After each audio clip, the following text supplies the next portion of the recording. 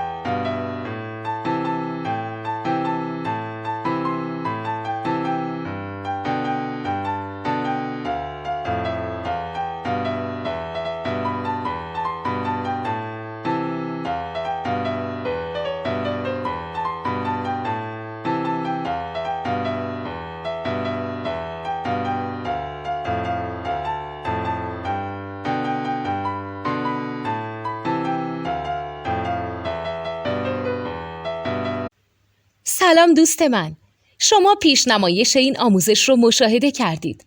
برای دیدن آموزش به صورت کامل میتونید به وبسایت نوت2 که مرجع آموزش موسیقی هست مراجعه کنید.